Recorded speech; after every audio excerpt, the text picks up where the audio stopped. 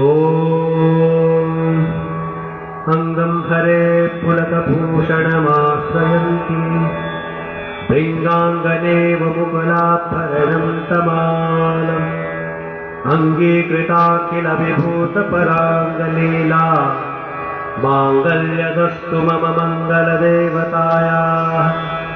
मुग्धा मुहुर्विदधते वदने मुरारे प्रेमत्रप्रणहिता निगतागतानि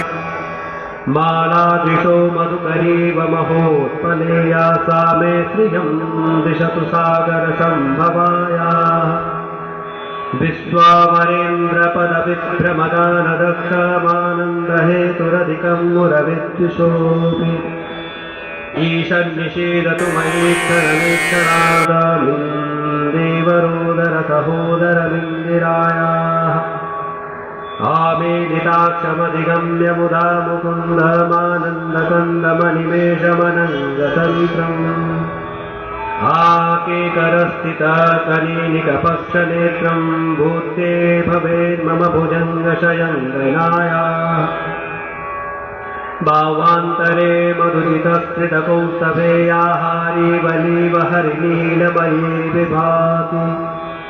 कामप्रदा भगवतोऽपि कटाक्षमाला कल्याणमावहतु मे कमलालयायाः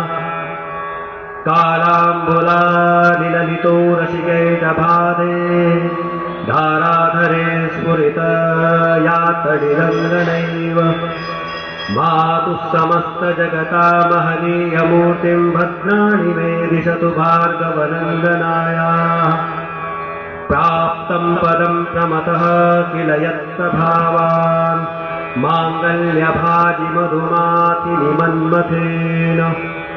मय्यापते तदः मन्तरमेक्षणार्थं मण्डालसं च मकरालयकन्ययायाः दद्यादयानुपवनोदरेत्रविणाम्बुधारा मस्मिन्न किञ्च विहङ्गससो विषण्ये दुष्कर्मधर्ममपनीयत्रिदाय दूरं नारायणप्रणयनीनयनाम्बुवाः इष्टाविशिष्टमतयोऽप्ययया दयार्ददृष्टा त्रिविष्टपदं सुलभं लभन्ते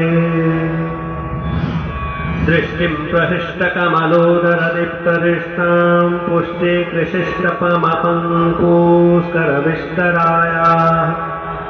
गैर्दीवतेति गरुडध्वजसुन्दरेति शाकम्भरेति शशिशेखरवल्लभेति सृष्टिस्थिते प्रलयके सुसंस्थितायै तस्मै नमस्तभुवनेकगुरुत्तरुण्यै श्रुत्यै नमोऽस्तु शुभकर्मफलप्रसूत्यै रत्यै नमोऽस्तु रमणीयगुराणवायै सत्यै नमोऽस्तु शतपत्रनिकेतनायै पुष्टे नमोऽस्तु पुरुषोत्तमवल्लभायै।